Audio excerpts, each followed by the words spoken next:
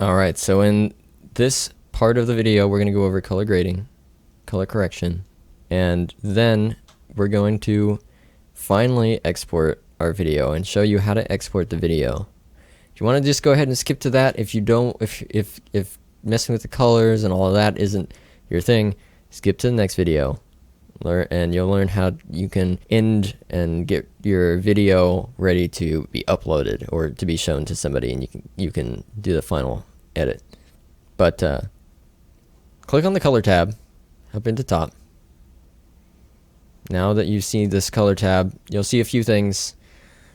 I'm going to show you just some quick color grading. I'm not going to go over anything in depth here, but some of the color correction that you can do. Let's say this video right here is to blue and you want it to be warmer, or it just looks off. The white is just not right.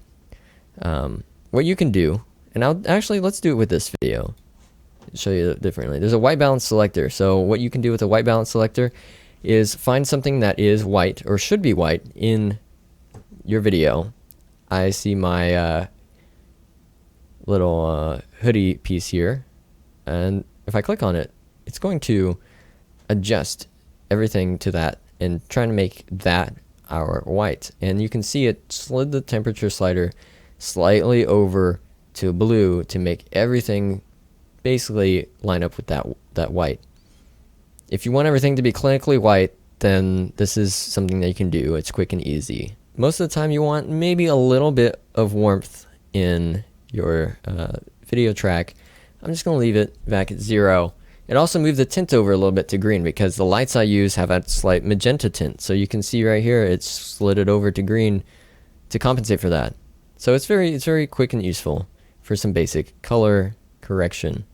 Here you can also mess with the exposure. So if it's not bright enough, this will bring up the mid tones of your entire video, basically the middle gray areas, and bring that up. Brightens the whole image essentially. You can double click on here to bring it back to 0 if you need to. So if you go, whoa, what did I do here, and you've moved it around many times, you just want it to bring it back, double click on it, it'll bring it back to 0. And you can mess with contrast here if you want more of a contrasty look, or a maybe a less contrasty look. This is where you can kind of get into styles and all sorts of stuff. Highlights here, shadows, and just generally mess with it and have fun at the beginning until you learn more about grading correction.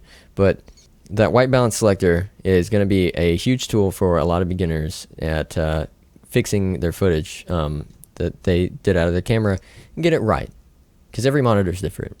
And if you don't have a color corrected monitor, what you see and then what you upload on YouTube and you watch on your phone might be different. So keep that in mind. There's a bunch of tabs here on the right for lumetri color. And all of this is actually applying an effect to this footage. So if you go to your effect controls, you'll see it has added the effect lumetri color to the left. So once you have this added, you can edit and change this directly from the effects tab. You won't see the nice sliders or anything like that, so it's a little bit more difficult. But anyway, back to here. If you go to where it says Input LUT, this is a quick, basically a preset, kind of like an Instagram filter. If you're used to Instagram, that will apply a change to your footage to help it bring it to basically a neutral zone.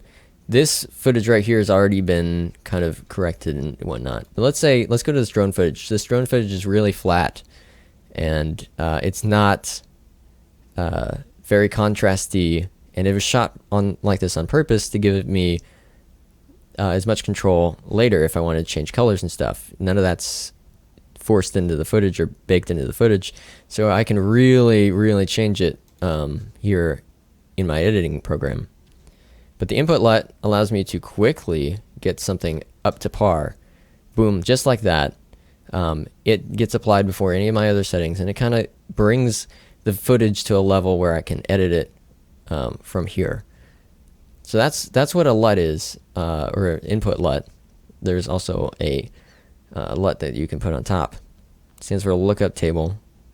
We'll go in. It's all, I know it's probably all advanced stuff. We're going over basics here, beginner stuff, so don't worry about it. Just wanted to let you know what it does if you're curious. We'll set that to none. I'll show you what happens if I add it to this footage here. It's going to make it look crazy because this footage isn't designed for this. So don't worry too much about this. It's more advanced stuff. But let me go and do something.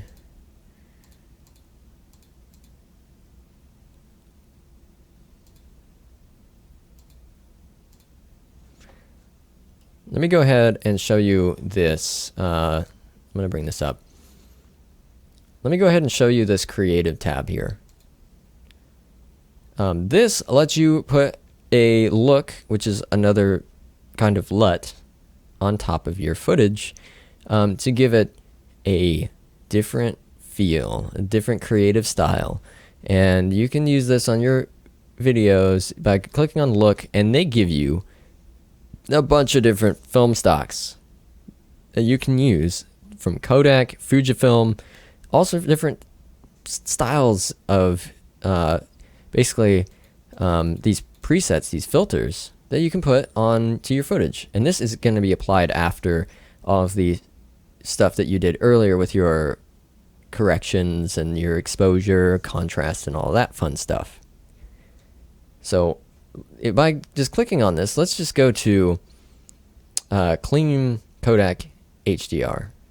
And you can see it added some stuff here. It's not too crazy, but you can change the intensity here to really change the look depending on the footage. Right now we've got footage that's been a little bit edited, but let's go over here to our talking head and we'll find a look and go through here. Let's go with bleach HDR, and you'll see it gives this bleached out look, and it comes on a bit strong. There's an intensity slider though, and this is, you typically want to apply these looks very subtly.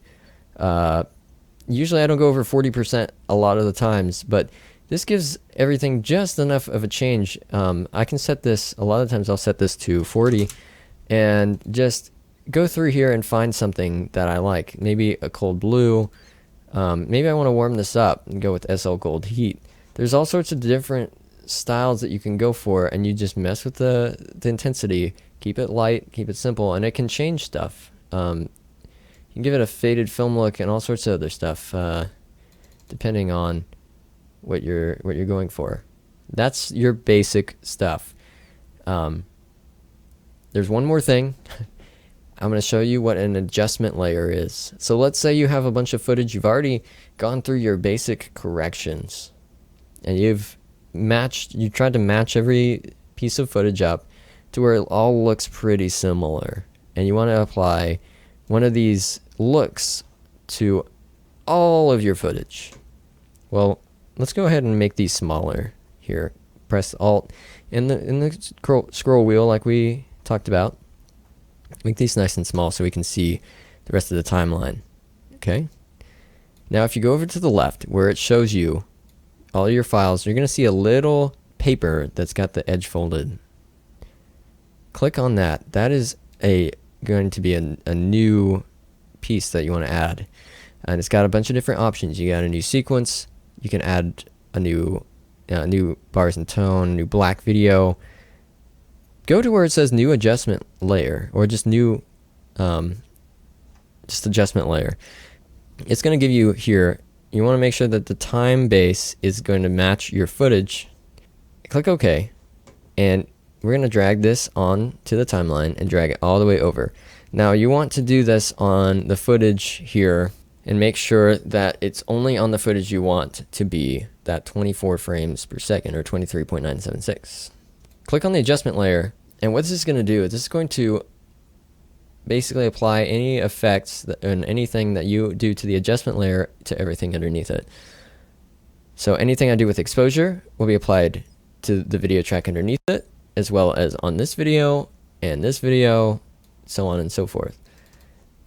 But let's go back to the creative tab, and I'm going to browse. I've got a few LUTs that I have made, and you can actually purchase these LUTs on my Sellfy page. Sellfy? I don't know how it is pronounced, but you can download these and purchase them if you like these styles. But let's go with Cold Steel Vintage and click open. This is a very strong LUT, so we're going to bring this intensity down. But this is a LUT that gives kind of an edge to it, lifts the shadows up a little bit and gives it kind of a teal look. But if you look from a before and an after look, you can see the colors really change here in the background from a warm color to more of a teal color. And then on my hand here, you can see how it really changes the feel of this footage overall versus what it was before. And the cool thing is you can preview before and after without having to change the slider by going to this toggled track output eyeball here. And since the adjustment layer is on its own track, you can toggle this before and after. And as you can see, this is before, how it's looking, and we can boom, put it on. That is now what the video track looks like.